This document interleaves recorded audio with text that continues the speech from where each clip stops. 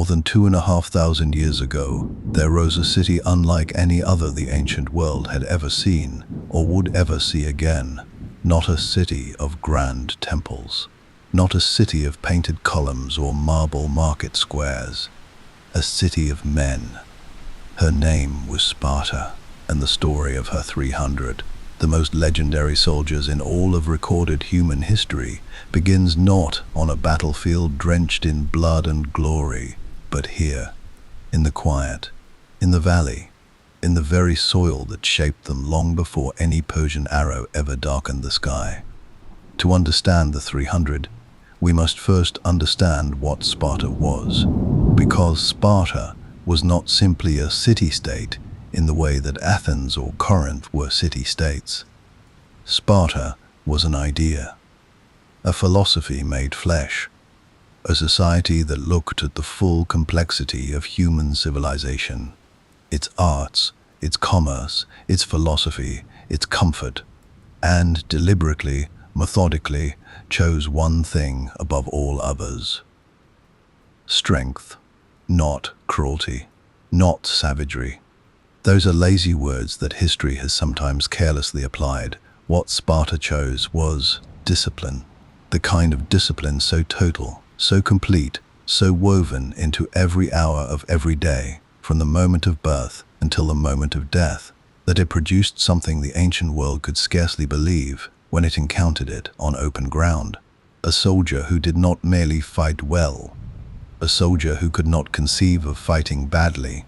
The origins of this warrior culture reach back to the 9th century BCE, to a lawgiver named Lycurgus, a figure so formative, so quietly revolutionary, that the Spartans themselves were uncertain for centuries whether he had been a man or a god. What is certain is what he left behind: a system, a constitution unlike anything Greece had produced. The Spartans called it the eunomia, meaning simply good order. And good order, in Sparta, began at the very beginning of life. When a Spartan child was born, it was not the parents who decided whether that child would live. It was the state. A council of elders, the Gerousia, would examine the newborn. If the child appeared strong, healthy, capable of one day serving Sparta, it was permitted to survive. If it did not, the child was left on the slopes of Mount Apothetai. This was not callousness. In the Spartan mind, it was clarity. A city that exists to produce the finest warriors in the world cannot afford to begin with weakness. And so, from the very first breath, Sparta was selecting for something extraordinary. For those who passed that first silent test, the real work began at the age of 7 years old. Still a child by any measure the modern world would recognize. And yet, in Sparta, at 7, a boy was taken from his family, gently, without ceremony, but permanently, and entered into a system of education and training that the Greeks themselves called the agogage. The word means, roughly, the upbringing.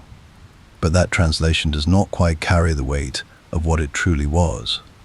The agoge was a forge, and the boys who entered it were the raw material. For the next 13 years, until the age of 20, these boys would live together, eat together, sleep together on beds of reeds. They cut themselves from the Eurotas River, not because Sparta lacked comfort, but because comfort was considered a form of slow poison. They were fed deliberately little, not to weaken them, but to sharpen them. A hungry soldier is an alert soldier. A soldier who has learned to endure hunger does not panic when supply lines fail. They were taught to steal food, and punished not for the stealing, but for being caught. Because a Spartan who could not move unseen was a Spartan who had not yet learned enough. They ran, they wrestled, they marched. They learned to endure heat and cold with equal composure.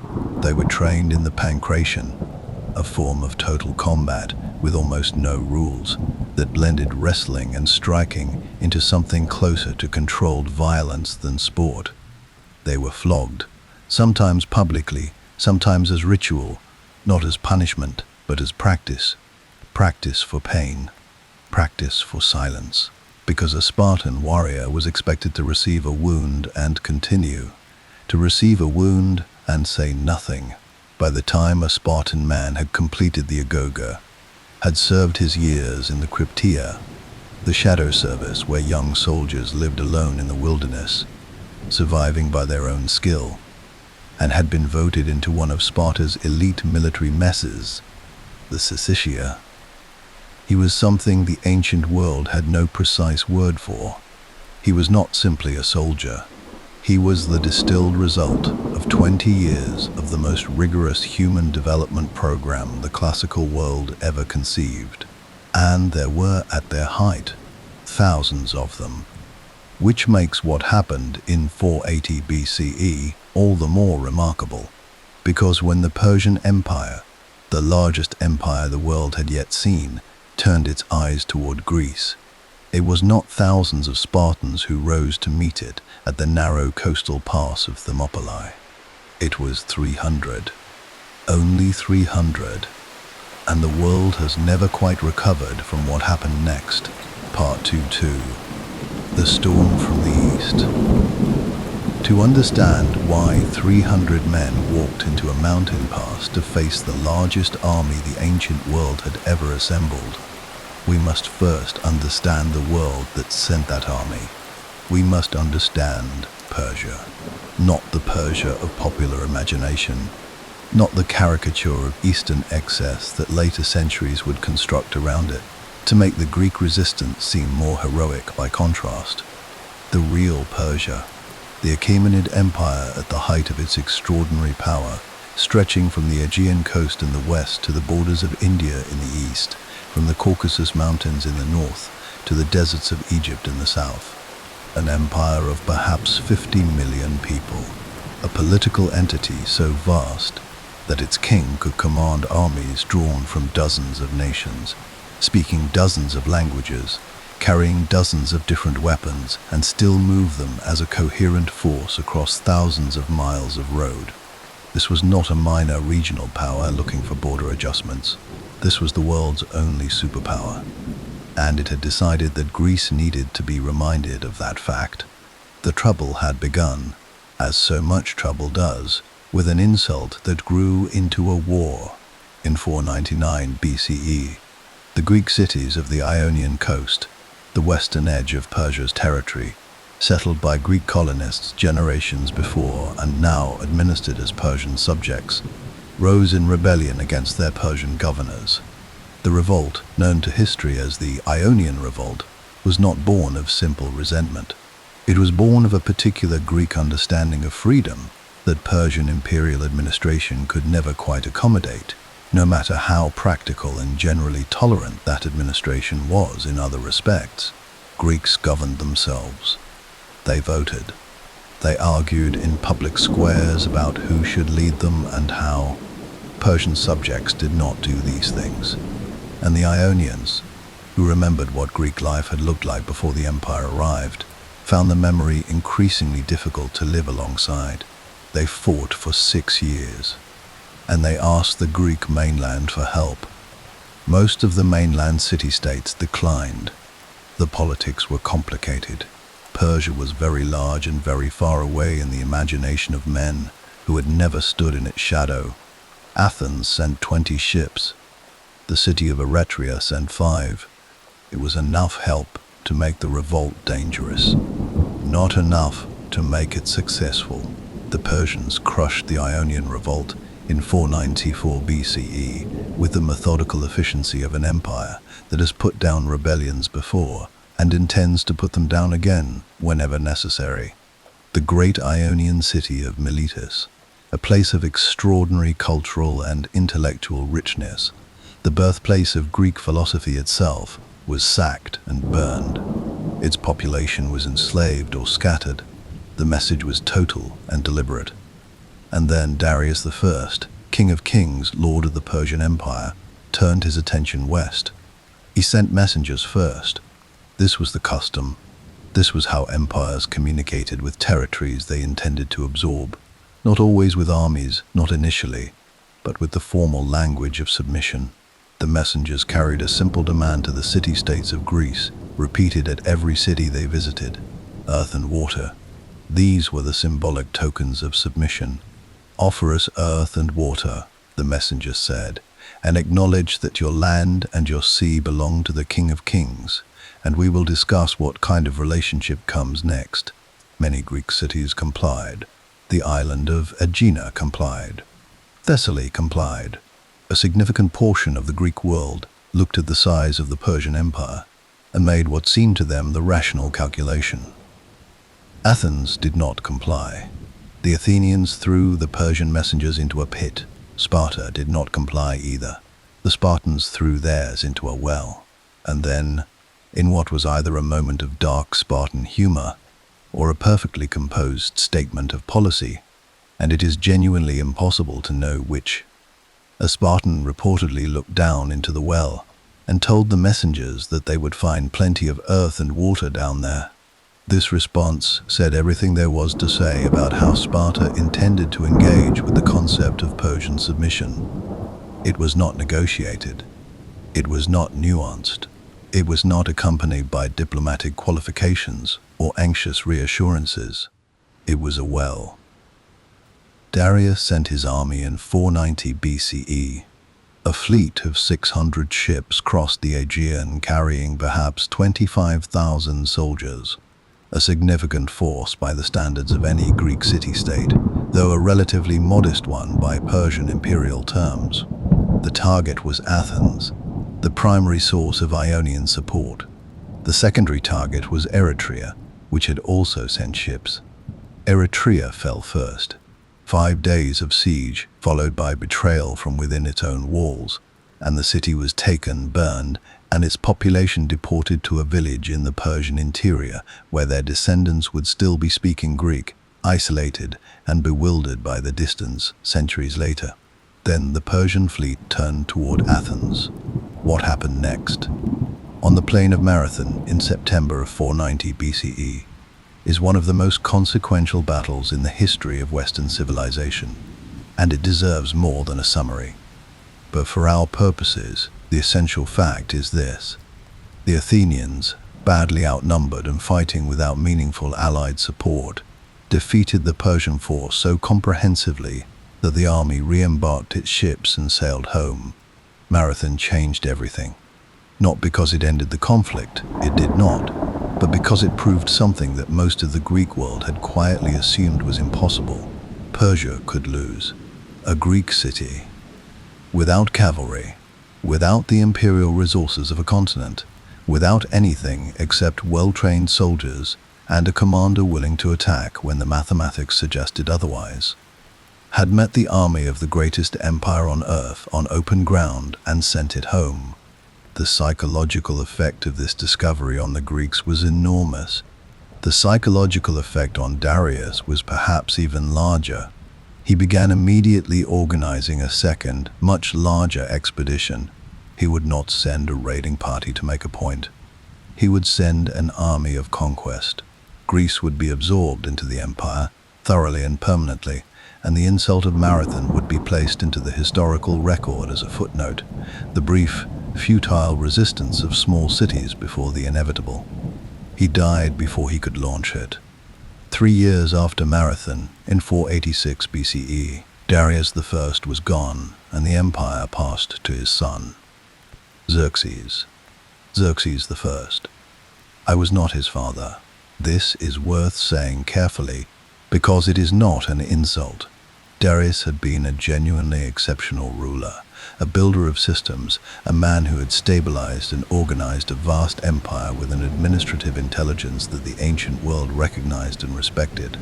Xerxes was something different. He was imperious where his father had been calculating. He was grandiose where his father had been precise.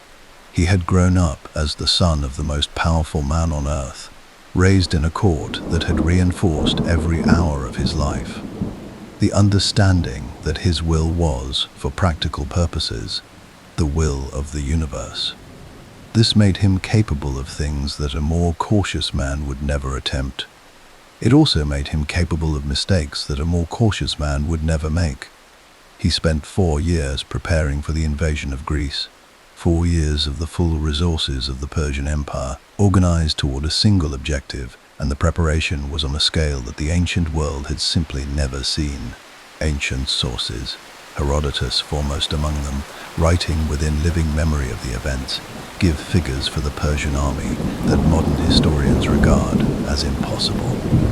2 million men, 5 million counting support personnel.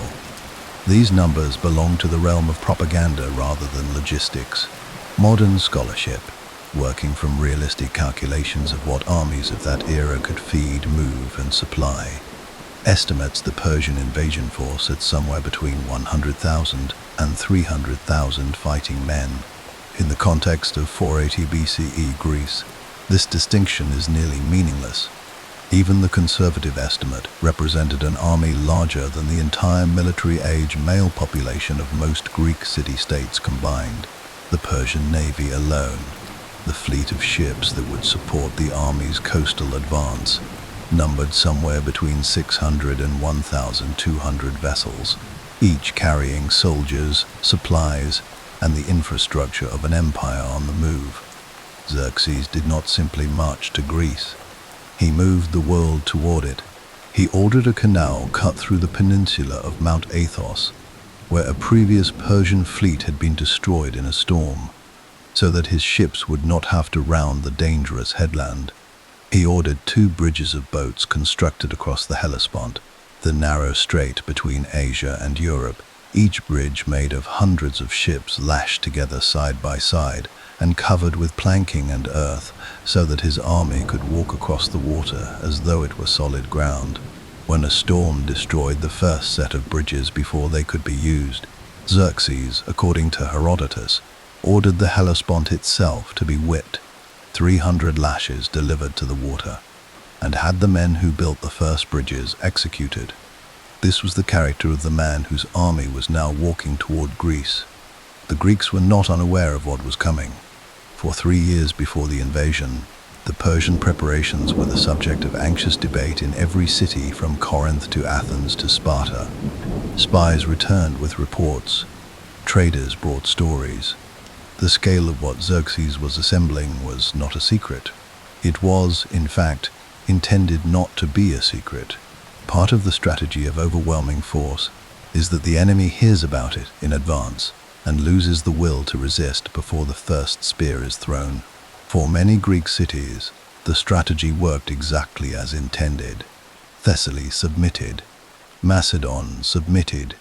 City after city in the north of Greece calculated the arithmetic and decided that the Persian Empire was a more comfortable master than death. In the autumn of 481 BCE, the city-states that intended to resist held a congress at Corinth. 31 cities sent representatives. They formed what historians now call the Hellenic League, a defensive alliance that, for the first time in Greek history, asked Athens and Sparta and Corinth and a handful of others to set aside the generations of rivalry and competition and grudge that divided them, and to stand together against something none of them could face alone. Sparta was given overall military command. This was not a controversial decision, whatever tensions existed between Sparta and the other city-states. And there were many. Nobody in Greece seriously disputed who produced the finest soldiers. The command went to Sparta because the command going anywhere else would have been a fantasy. And the command within Sparta went to one man, Leonidas. He was the Aegead king of Sparta, one of 2 kings that the Spartan system maintained simultaneously, a constitutional peculiarity that was ancient even then. He was, by the time the Persian invasion came, a man in his mid-50s, old for a frontline commander by most standards, not by Spartan ones. He had completed the Agorga. He had survived the Crypteia. He had earned his place in a Syssitia and spent his adult life inside the most demanding military culture the ancient world had ever produced.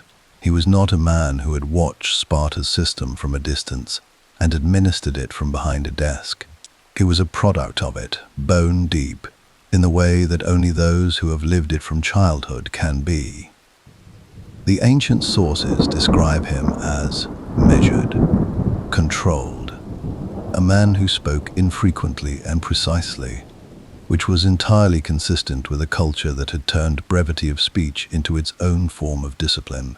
The word laconic, meaning brief, pointed, saying precisely what needs to be said, and not one syllable more, comes from Laconia, the region of Greece where Sparta sat. It entered the language because of men like Leonidas. When the decision was made to send a force north to hold the pass at Thermopylae, while the Greek alliance organized its full response, Leonidas was given the command, and Leonidas was given 300 men. The number was not chosen for symbolic effect. It was chosen because Thermopylae, the narrow coastal pass between the cliffs of Mount Kallidremos and the Malian Gulf, a bottleneck where the road from northern Greece ran briefly through a gap barely wide enough for a few men to stand abreast, was a position that neutralized the Persian numerical advantage almost entirely.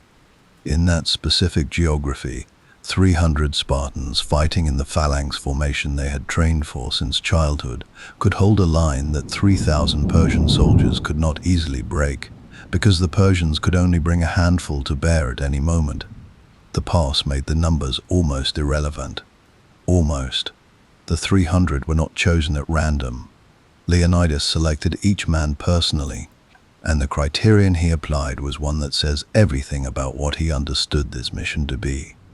Every man chosen had to have a living son, not living parents who would grieve, not a wife who would mourn, a son, an heir, someone who would carry the bloodline forward when the father did not return, because Leonidas was not selecting soldiers for a difficult engagement from which they might come back battered and victorious. He was selecting men for an ending. He knew what Thermopylae was. He knew what 300 Spartans, even 300 of these Spartans, could and could not accomplish against 200,000 Persians in the long arithmetic of days. He chose men whose families would survive them. He chose men who knew exactly what they were walking toward, and walked toward it anyway. The Spartans were also constrained by their sacred calendar. The festival of Carnea was underway, a religious observance during which Spartan law forbade the mobilization of the full army. This gave Leonidas his public justification. The 300 were an advance force, an honor guard of sorts, buying time until the festival ended and the real army could march. Whether Leonidas himself believed this framing is something no ancient source answers directly. Whether the men who followed him believed it is a question worth sitting with. They marched north in late August of 480 BCE. 300 Spartans, accompanied by perhaps 7,000 allied Greek soldiers from Thespiae, Thebes, Corinth, and other cities. Men who were brave and capable, and who understood the geography of what they were doing, but who were not Spartan, and who the ancient sources treat, somewhat unfairly, as secondary to the story. But the story belongs to all of them. They walked north along roads they knew they might not walk back along. They ate their evening meals with the specific quiet of men who have made their peace with something most people spend their whole lives avoiding making peace with. The mountains were green, and the sky was clear, and the Eurotas River was behind them. And somewhere ahead, past the olive groves and the summer dust of Phocis, a pass was waiting, and behind that pass, a world. Part 3. The Hot Gates. Before we speak of the fighting, we must speak of the ground, because the ground was everything.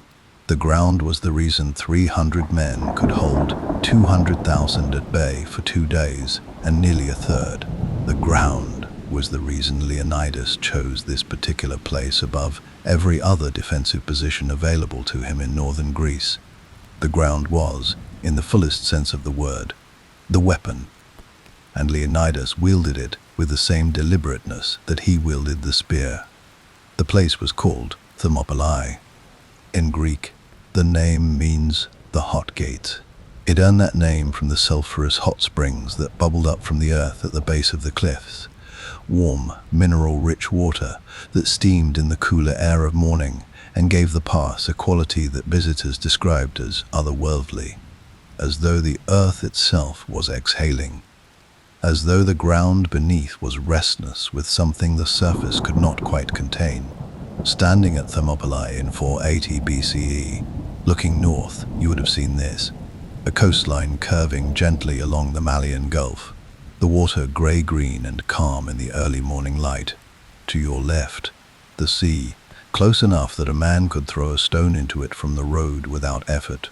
To your right, the cliffs of Mount Calidromos, rising so abruptly and so sheer from the valley floor that they offered no surface a man could climb without equipment and considerable time. And between the sea and the cliffs, a road. The road was the pass. The pass, at its narrowest point, the place the Greeks called the Middle Gate, and the place Leonidas chose to position his line, was approximately 15 meters wide. 15 meters, the width of a modest house, the distance a man can cover in a few running strides. In that 15 meters, the Greek phalanx could field perhaps 8 to 12 men across. A wall of shields and spears, shoulder to shoulder, overlapping, breathing the same air, hearing the same sounds. And against that wall, the Persian Empire could send, regardless of how many hundreds of thousands it possessed, exactly as many men as could fit into 15 meters of road. The mathematics of Thermopylae were not complicated. They were devastating. There was also, running along the landward side of the pass, an ancient defensive wall, the Phocian Wall, built generations before by the local Phocian people as protection against Thessalian raids. It was old and in poor condition, but the Greeks repaired it in the days before the Persian arrival, reinforcing it into a structure that anchored their defensive line against the cliff face and gave them a solid position at their rear. Behind the wall, Allied soldiers could rest, eat, sleep, and rotate forward to the fighting line in organized shifts. In front of it, the Spartans would work. The position was not perfect. No position ever is. The pass had a weakness, a mountain path called the Anapia, which wound upward through the hills behind the Greek position and emerged on the far side, offering a route that bypassed Thermopylae entirely and could, in the hands of someone who knew it was there, deliver an army to the rear of the defenders. Leonidas knew about the Anapia path. He posted a force of 1,000 Phocian soldiers to watch it and hold it if it was found. It was a calculated risk. Everything about Thermopylae was a calculated risk. The calculation was simple. Hold the pass long enough for the Greek alliance to organize, for the Spartan religious festival to end, for the navy to do its work in the waters offshore. Hold it for days. Hold it for as long as a human body in a 15-meter bottleneck could be held. Then the Persian army arrived. It arrived the way weather arrives. First the sound. A low, continuous rumble felt more in the chest than heard with the ears. The sound of hundreds of thousands of men and animals moving in concentrated mass, rolling down through the valleys of Thessaly toward the coast. Then the dust, rising in columns above the hills to the north, visible for miles on a clear day, hanging in the August air like smoke from a fire too large to extinguish. Then the vanguard, the outriders, the cavalry scouts, appearing on the road and stopping when they saw what was ahead of them and turning back. And then, over the following days, the army itself. Herodotus catalogued the nations that marched in Xerxes' force with the methodical thoroughness of a man who understood he was recording something that would not happen again in his lifetime or any other. Persians and Medes in their embroidered trousers and soft felt caps. Assyrians in bronze helmets, carrying wooden clubs studded with iron. Indians in cotton garments carrying bows of cane. Ethiopians in lion and leopard skins, their bodies painted in red and white chalk, carrying stone-tipped arrows.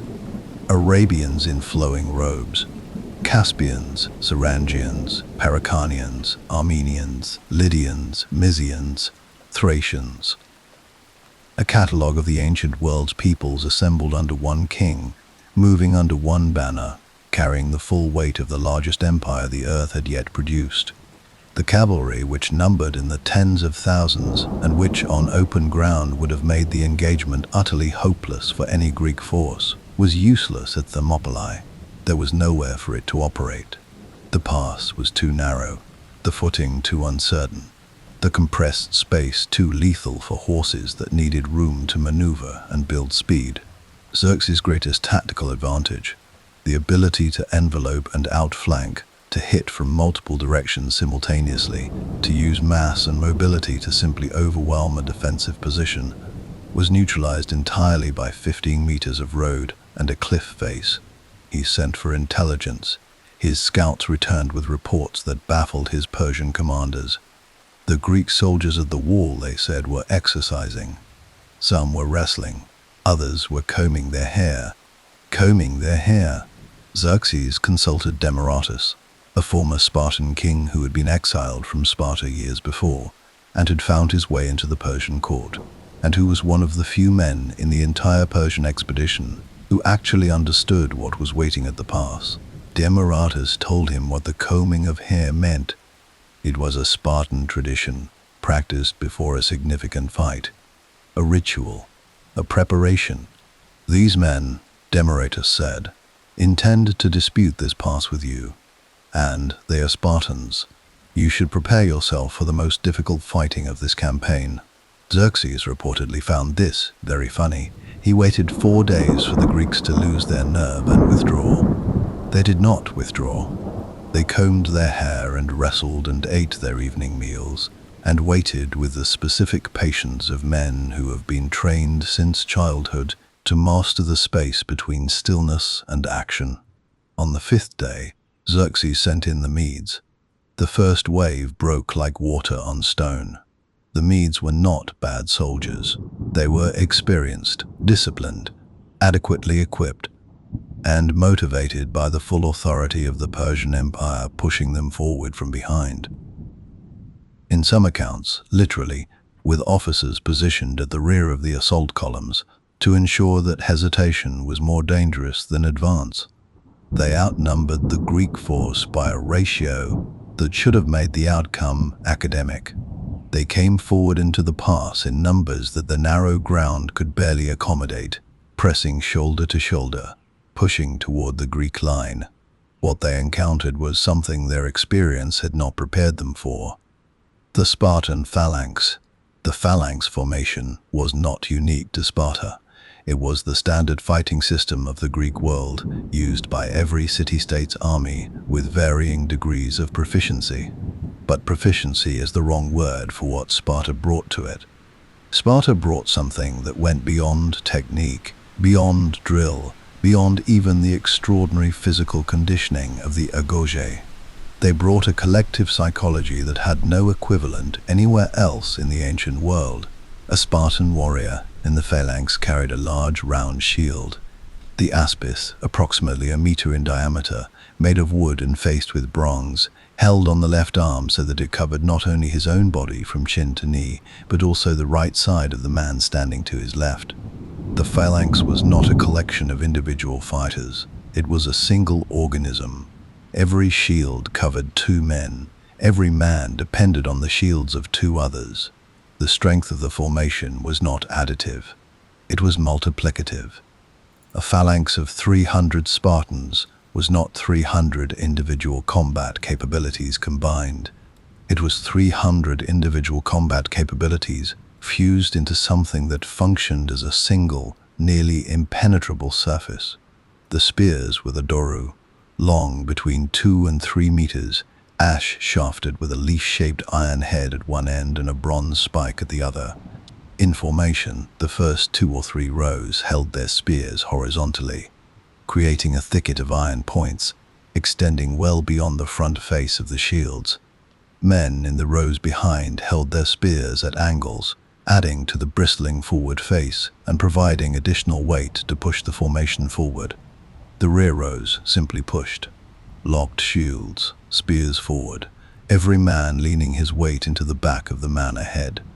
The entire mass of the formation driving like a single controlled engine into whatever it met. What the Medes met at the middle gate was this formation, in the hands of men who had drilled it since the age of 7, in a space so narrow that the Persian numerical advantage was irrelevant, on ground that the Greeks knew and the Medes did not. And then there was the rotation. This is the detail that military historians return to repeatedly when they analyze the first day at Thermopylae, because it reveals the depth of the Greek planning and the specific tactical intelligence of what Leonidas had constructed. The Greeks did not fight until they were exhausted and then collapse. They fought in organized shifts, a rotation of allied contingents. Spartans, Thespians, Corinthians, others moved to the front line for a period and then pulled back, replaced by fresh soldiers, while the exhausted men rested, drank water, ate, caught their breath, and prepared to return. The Persians, flooding in from the north with no equivalent system, were fighting men who met them with steady, controlled aggression, and then, when those men pulled back, met fresh ones, and then more fresh ones.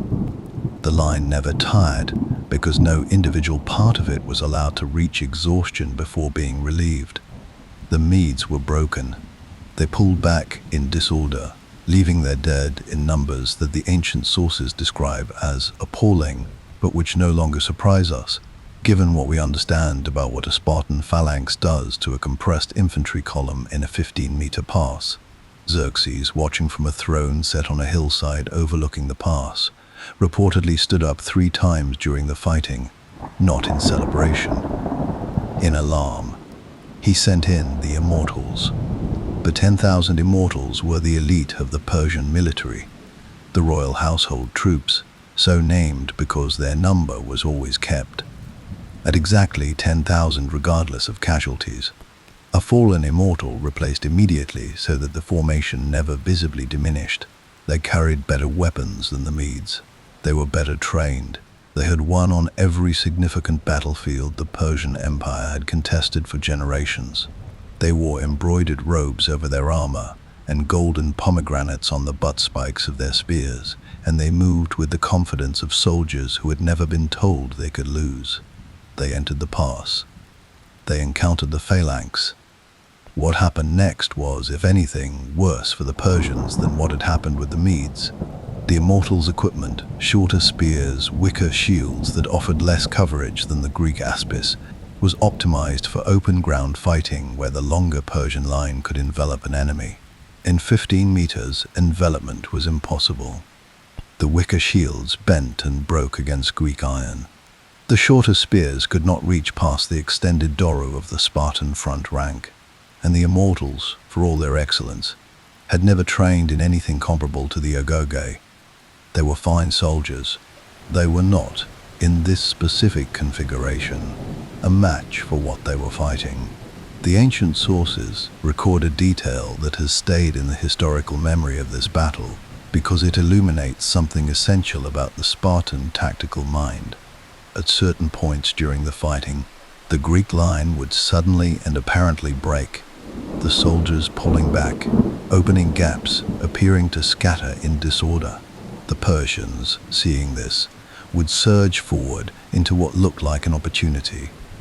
And then the Greek line would wheel, would turn in organized, controlled movement, and crash back into the advancing Persians from multiple angles simultaneously, cutting them down in concentrated groups before they could reform. It was a feigned retreat, practiced, drilled, executed with the precision of men who had rehearsed it so many times that panic, the psychological engine that makes real retreats real, was simply not part of the mechanism they were pretending to break. And the Persians, who had not encountered this particular deception before, paid for the education in blood. The immortals withdrew. Not in route. They were too disciplined for route. But they withdrew, and Xerxes, watching from his hillside throne, had now seen his finest soldiers repulsed by a force that was, in terms of raw numbers, barely a rounding error in his army's total count. He is said to have wept, not from grief, from rage, from the specific fury of a man who has never been told no in any meaningful way and has now been told it by a wall of Greek shields in a coastal mountain pass, repeatedly, with increasing emphasis. The second day was worse than the first.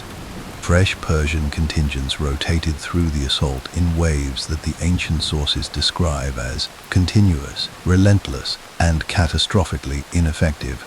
Wave after wave of soldiers from across the empire fed into the pass and was fed back out in disorder, the narrow ground growing slick and difficult underfoot. The piled dead creating additional obstacles that disrupted the attacking formations before they even reached the Greek line. The Greeks rotated their own contingents with the same disciplined rhythm as the day before. Fresh shields met exhausted attackers. The arithmetic of the pass continued its brutal, one-sided work. The Spartan soldiers were not invulnerable.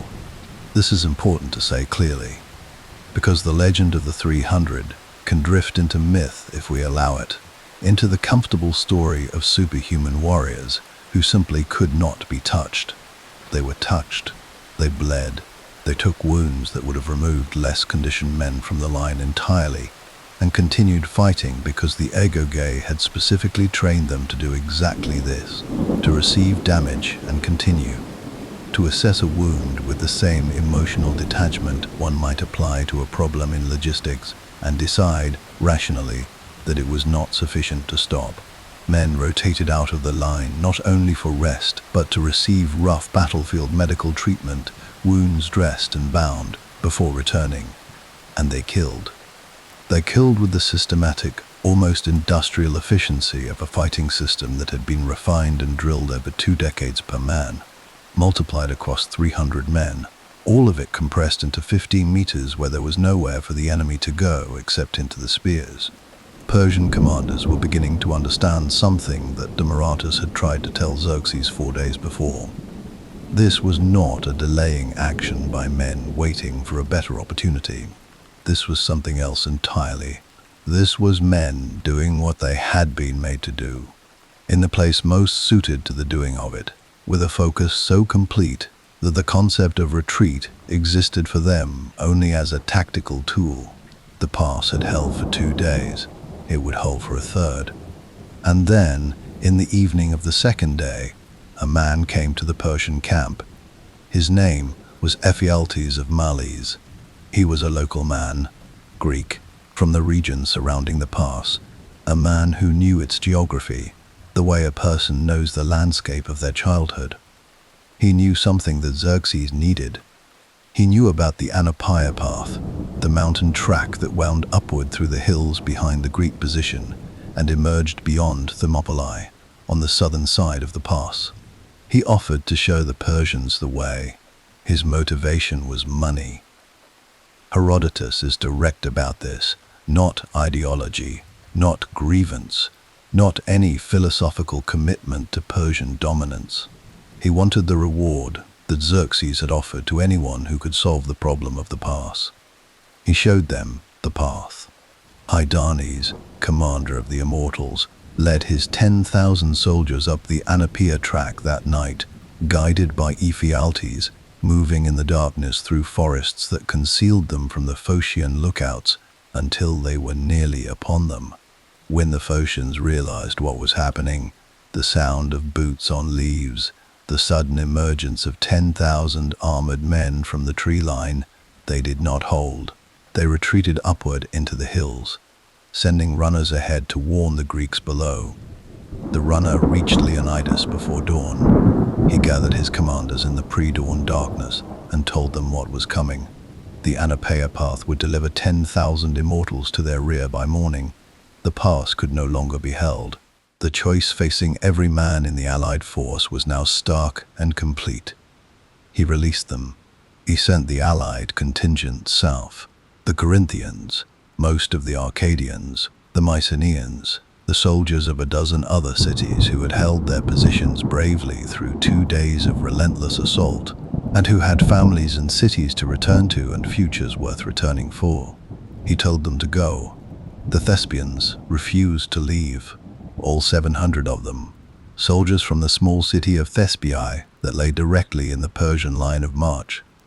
A city they knew would be destroyed whether they fought here or not, chose to stay. Their general, Thermopylae, made the decision without apparent deliberation. His men made it with him. The Thebans, whose commitment to the Greek cause had always been ambiguous, were kept by Leonidas, by force, some sources suggest, or by the circumstance of having nowhere better to go. And the 300 Spartans did not move at all.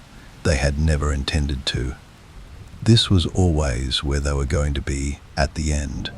The selection criterion, every man a father with a living son, was not a coincidence. It was a covenant made before they left the Eurotas River Valley. Leonidas had told them, in the direct way of Spartan men, what this was, and they had come anyway. They ate their morning meal in the grey light before dawn. There is a story, old, perhaps embellished in its retelling, but persistent in the way that stories persist when they contain something essential, that a soldier in the final hours was told by a local man that when the Persian arrows flew, there would be so many of them that they would blot out the sun.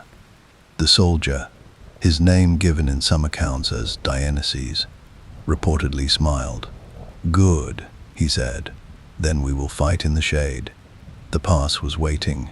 The immortals were coming down through the hills from the north, and in the grey, still, sulphur-scented morning at Thermopylae, the hot gates lived up to their name at last, because what was about to happen in that 15-meter channel between the cliffs and the sea would burn itself so permanently into the memory of the ancient world that no subsequent fire would ever entirely put it out. 300 men picked up their shields and turned to face the sun coming up behind 200,000 enemies. Part 4. Go tell the Spartans. Dawn came slowly to Thermopylae on the third day.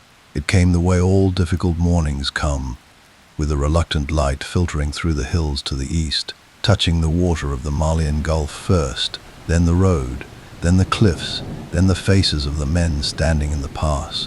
The sulphur springs steamed in the cooler air. The bodies of the previous 2 days lay where they had fallen, and there were very many of them, and they were Persian, and they formed a landscape that the remaining Greeks had to look at and understand. Leonidas had gathered his commanders before first light. The message from the Phocian lookouts had arrived. The immortals were on the Anapia path. By mid-morning, they would be behind him. He was not surprised. Not precisely. A man who chooses a defensive position always accounts for its weaknesses, and the Anapia path had always been the weakness of Thermopylae. Leonidas had posted men to hold it. The men had not held it. This was not a failure that shocked him into paralysis. It was the second half of a plan he had already thought through to its conclusion. He released the allies. He kept the Spartans. He kept the Thespians who refused to go. He kept the Thebans who had nowhere to go. And then, in the decision that has puzzled military analysts for 2.5 millennia, and that reveals, in its logic, something about what Leonidas understood this day to be, he did not retreat to the middle gate. He advanced. He moved his remaining force forward, out of the narrowest section of the pass, into the slightly wider ground to the north, where there was more room to move. This seems, at first consideration, exactly wrong. The narrow ground was the advantage. The narrow ground was the reason they had survived 2 days. Why abandon it in the final hour? The answer, when you sit with it, is the answer of a man who has stopped thinking about survival and started thinking about impact. In the narrow pass, the Spartans could hold a defensive line. In the wider ground, they could kill more Persians, and killing Persians, as many Persians as possible, for as long as possible, with the full capability of what 300 Spartan soldiers and 700 Thespians could do on open ground before they were overwhelmed, was the purpose of the third day. Not holding, not surviving, killing. The distinction between those two objectives is everything. The Persian assault came with the dawn in full. Xerxes, informed that the immortals were on the path and would arrive at the Greek rear within hours, sent the full force of his remaining assault contingents directly into the pass from the north. Not in rotating waves this time, not with the careful management of men that the previous 2 days had required. In mass, everything available pushed forward simultaneously, with orders that were understood by every man in the attacking column to admit no alternative outcome. What met them was something different from what they had encountered on the first 2 days. For 2 days, the Greeks had fought defensively, controlled, disciplined, absorbing the assault, and returning it with systematic precision, rotating their lines, conserving energy, managing the engagement the way a craftsman manages a difficult material. There had been intelligence in their fighting, calculation, the feigned retreats, the rotations, the careful management of the line's stamina. All of that was the fighting of men who intended to be there tomorrow. The third day was not that. The third day was the fighting of men who have set something down, who have released the weight of the future and found, in that release, a freedom of movement that the future-burdened cannot access. The Spartans came into the wider ground, and they did not hold a defensive line. They attacked.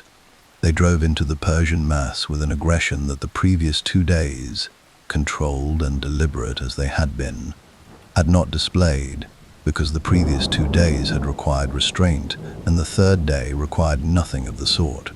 The ancient sources reach for language and find it insufficient. Herodotus writes that they fought with recklessness and fury, knowing they were going to die. But recklessness is not the right word. Recklessness implies a failure to account for consequences. What the Spartans displayed in those first hours of the third day was something more precise than recklessness. It was the combat effectiveness of men operating without the cognitive weight of self-preservation, a weight that every soldier carries in some compartment of the mind, that influences every decision, that introduces tiny fractions of hesitation into every action. The Spartans had put that weight down entirely, and what remained, stripped of it, was something that the Persian soldiers pushing into the pass had not encountered in 2 days of fighting, and were entirely unprepared to encounter now. Spears broke early. This was inevitable in the compressed, close-contact fighting of the wider ground. The long doru, suited to the controlled, formation-based fighting of the phalanx, could not survive the kind of close-range engagement that the third day produced. The grinding press of bodies in a space that was wider than the middle gate, but still nowhere near wide enough for the Persian numbers to breathe. When spears broke, the Spartans drew their secondary weapon, the xiphos, a short, leaf-bladed iron sword, double-edged, designed for exactly this. The collapsed distance when the spear line fails, the moment when fighting becomes personal and immediate, and the space between you and the man trying to kill you is measured in inches rather than feet. The Spartans drilled with it alongside everything else. It was not a desperate improvisation. It was a planned transition, and they made it without breaking stride. They killed. The accounts are unambiguous and consistent across multiple sources. They killed in numbers that the Persian commanders, watching from behind their own lines, found nearly incomprehensible, given the size differential between the opposing forces. The wider ground that Leonidas had moved them into, rather than diminishing their effectiveness, allowed them to use their superior individual combat capability in a way the narrow pass had partially constrained. In the narrow pass, the phalanx was the weapon. In the wider ground, 300 individually exceptional fighters, now freed from formation into something closer to fluid, controlled melee, were the weapon. And the weapon was more terrible than anything the Persians had yet faced in 2 days of learning what terrible meant. Leonidas died in this fighting. The exact circumstances of his death are not recorded with the precision a modern historian would want, and we should be honest about that. What we know is that he fell in the forward fighting, not at the rear, not directing from a position of safety, but at the front of the engagement, where Spartan kings were expected to be, and where Leonidas, by every account we have of his character, would never have considered being anywhere else. The manner of his death is less important than what happened immediately afterward. The Persians understood what they had. A Spartan king on the ground was not merely a tactical development. It was a prize of such immense symbolic value that Xerxes, watching from his position above the pass, had almost certainly communicated its importance to his commanders. A king's body, captured or mutilated, was a statement. It was the empire saying, "This is what happens to those who resist. This is what we do to kings who throw our messengers into wells." They came for the body. What followed was one of the most savage and most revealing episodes of the entire battle. 4 times the Persians drove into the area where Leonidas had fallen, pushing to reach the body, to take possession of it. 4 times the Spartans and Thespians drove them back. Not because the body of a dead king had tactical value, not because recovering it changed anything about the outcome that was now clearly and completely determined, but because a Spartan king's body would not be taken. Because the men who had followed Leonidas from the banks of the Eurotas River to this particular patch of ground in a coastal mountain pass in Phocis had made a decision about what this day would and would not permit, and the desecration of their king's body was on the list of things it would not permit. This was honor in its most stripped-down, unambiguous, non-negotiable form.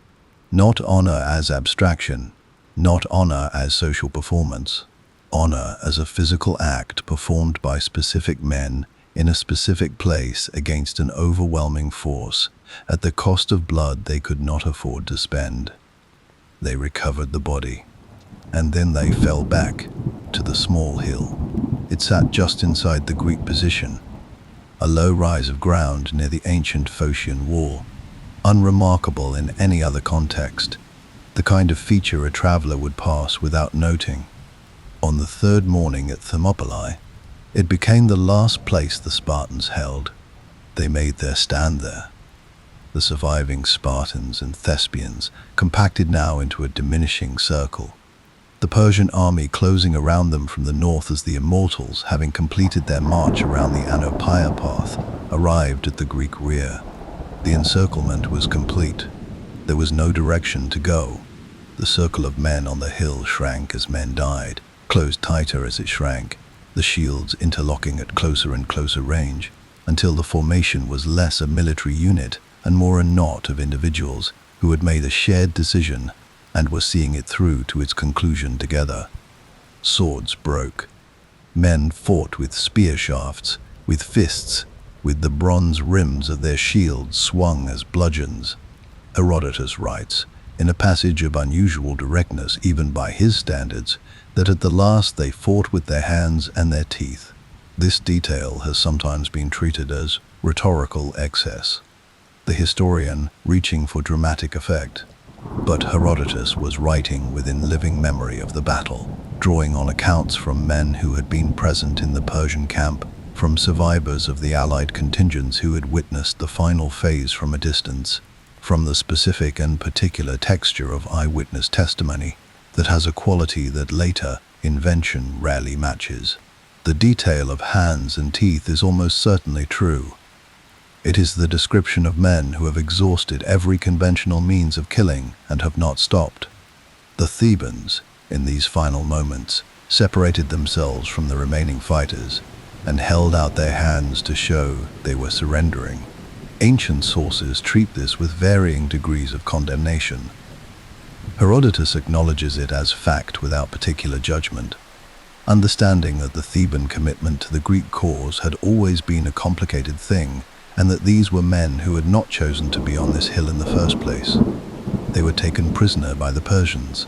Most of them were branded with the royal mark, the way conquered peoples were marked in the Persian imperial system. The Spartans and the Thespians did not surrender. The end came from above. Xerxes, understanding that pushing more soldiers into direct contact with the men on the hill was simply producing more Persian dead for no meaningful gain, ordered his archers to finish it. Diorder sent a volley of arrows into the knot of remaining fighters from multiple directions simultaneously. A darkness in the air, a sudden shadow over the hill, and then the sound that follows. The last men fell. The sun moved in the sky, and the pass was quiet.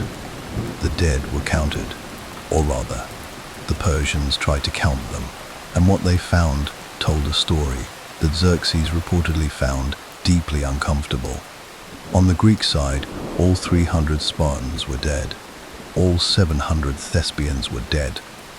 The Theban prisoners survived, a total Greek fighting force, across the 3 days of somewhere near 4,000 to 5,000 Allied soldiers, dead to a man who had chosen to stay, saved to a man who had been permitted to leave.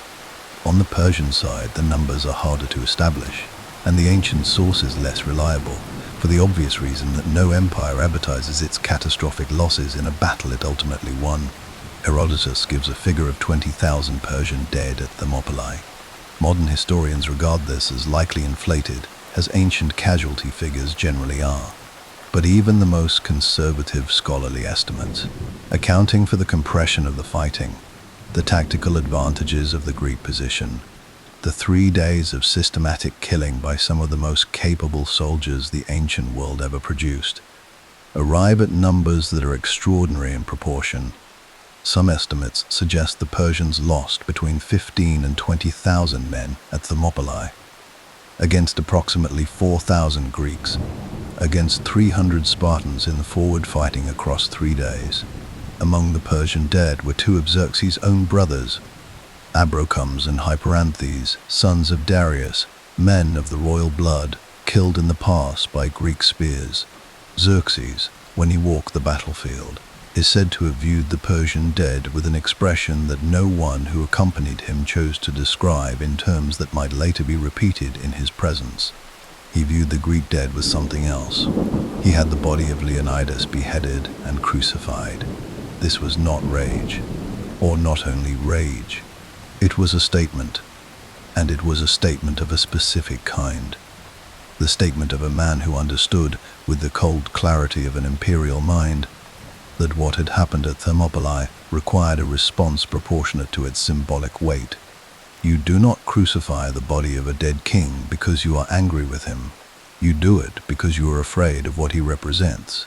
You do it because the story of what he did at the pass is already spreading south through Greece at the speed of runners, and the story requires a counter-narrative, and the only counter-narrative available to you is the degradation of the man the story is about. It did not work. It never works. The ancient world, which understood the grammar of honor and desecration with a fluency the modern world has partially lost, read the crucifixion of Leonidas's body exactly the way Xerxes feared it would be read, as evidence that a Spartan king had done something to the Persian Empire that the Persian Empire could not answer with anything except posthumous mutilation. The pass was open. The army marched south. What followed in the weeks after Thermopylae was, by every conventional measure, the story of Persian victory. The allied Greek forces fell back to the Isthmus of Corinth. Athens was evacuated, its population removed to the island of Salamis and the Peloponnesian coast, in an operation of remarkable organizational competence. The Athenians leaving behind a city they had built over generations because the alternative was remaining inside it when the Persian army arrived. The temples of the Acropolis were burned, the great city was reduced to ash and emptied stone, and Xerxes sat in the ruins of it and looked toward the sea, where the Greek fleet had assembled. And there, on the water, in the narrow channel between the island of Salamis and the Attic coast, in a strait chosen with the same geometric intelligence that had chosen Thermopylae, the Greek navy fought the Persian fleet to a catastrophic Persian defeat. The Battle of Salamis, fought in late September of 480 BCE, destroyed Xerxes' capacity to supply and support his land army from the sea. He withdrew most of his force to Asia. The following year, at the Battle of Plataea, the remaining Persian land army was defeated by a combined Greek force under Spartan command, and the invasion was over. Greece had survived. It had survived because of Salamis, because of Plataea, because of the organizational effort of the Hellenic League, and the naval genius of the Athenian commander Themistocles, who had maneuvered the Persian fleet into the Salamis Channel, the same way Leonidas had maneuvered the Persian army into Thermopylae. Understanding that the right geography can cancel the advantage of the larger force, history distributes its credit across many shoulders, as it should. But the men of the ancient world, who lived through these events, who made the calculations, who chose to fight rather than submit when submission was the rational choice, understood something about Thermopylae that the raw military analysis does not fully capture. The past bought time. Yes, it bought time for the Greek fleet to organize at Artemisium and then at Salamis. It bought time for the evacuation of Athens. It bought time for the Greek alliance to draw a new defensive line further south, where the Persian army could be met on terms that the Greeks could survive. All of this is true, and all of it is genuinely significant in the sequence of events that led to Greek survival. But Thermopylae bought something else as well. It bought belief, a Greek world that had watched the Persian Empire swallow nations for a century, that had heard the reports of Marathon and understood them as a remarkable anomaly. A single successful resistance against a single expedition now possessed a different kind of evidence. Evidence that Spartan soldiers in the right position, fighting with everything the agoge had made them, were not merely competitive with Persian forces, they were devastating to them. For 3 days, the finest soldiers the empire could produce had broken against 300 men and 700 Thespians in a mountain pass, and had paid in tens of thousands of dead for the education. This knowledge changed the mathematics of Greek resistance, not numerically, not tactically, psychologically. The Greek soldiers who formed up at Plataea the following year did so with a specific, recent, concrete demonstration that Persian armies could be beaten by Greek ones, not through miracle, not through divine intervention, but through the application of superior training, superior discipline, and the correct use of terrain against superior numbers. The confidence that this knowledge created was not arrogance. It was the particular steadiness of men who have been given specific, credible reasons to believe they can do what they are about to attempt. Thermopylae gave them those reasons. 300 men gave them those reasons, and the 300 were gone, every one of them, and the debt that Greek survival owed to their deaths was one that the surviving Greeks understood and felt with a weight that no subsequent victory ever entirely lifted. They buried them where they fell. A burial mound was raised over the Spartan dead on the small hill where the last stand had been made, and on the mound they placed a stone lion, the animal most closely associated with Sparta, with royal power, with the kind of courage that does not calculate before it acts. The lion faced north. It faced the direction the enemy had come from. It has faced that direction, in one form or another, across 2,500 years. And on the stone at the pass, they inscribed an epitaph.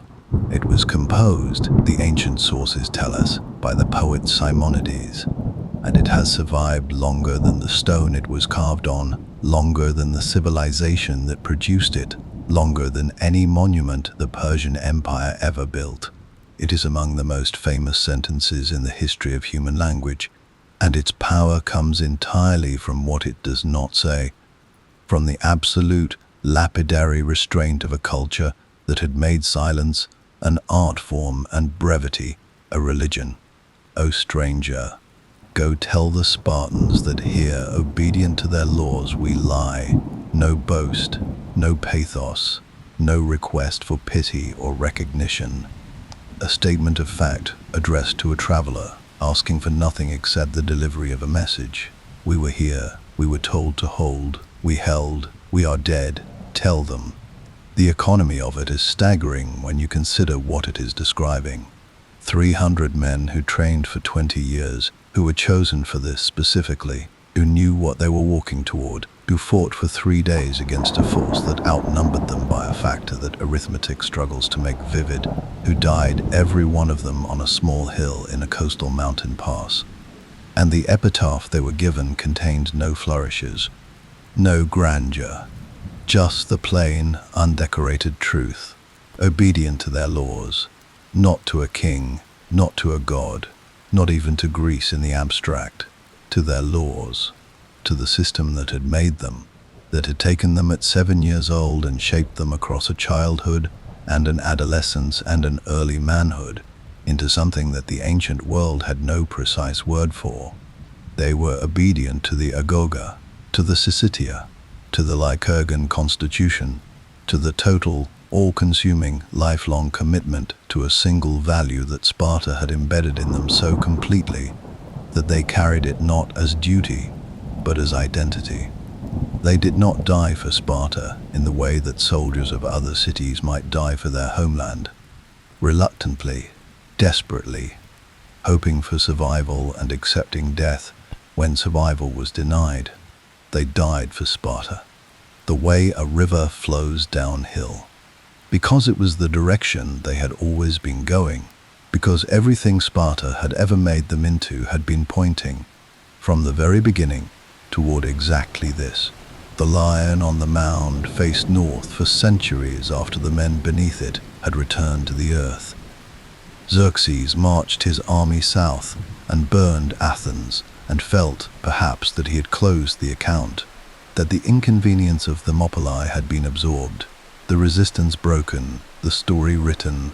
He had not closed the account, he had opened it, and the account of what 300 Spartan soldiers accomplished in a 15-meter mountain pass in August of 480 BCE has never been closed, not in antiquity, not in the centuries of retelling that followed, not in the present day, not in any age that has yet come to examine it, because what Thermopylae demonstrated was not merely military, it was philosophical. It was the answer, given in blood and time, and the specific currency of irreplaceable human lives, to a question that every civilization eventually has to ask itself. What is a man worth at his absolute best? What can a human being become if a society organizes every year of his formation toward a single peak of capability, and then places him in the one position where that capability can be fully expressed? 300 answers to that question lie under a mound in a Greek mountain pass, and the stone lion still faces north. Part 5. What remains? It remembers the dramatic, the singular, the 300. It is less careful about the fuller ledger, the lessons that sit quietly beneath the glory, waiting for the reader patient enough to find them. So let us find them. The Spartans did extraordinary things at Thermopylae. The terrain selection was perhaps the finest single act of strategic geography in the ancient world, a mind that understood not just where to fight, but how geography itself could be converted into a force multiplier capable of neutralizing every advantage a numerically superior enemy possessed. The rotational system was brilliant. The discipline was without parallel. The feigned retreats demonstrated a collective psychological control that most armies, trained for generations, never achieve. These were not accidents. They were the products of a system.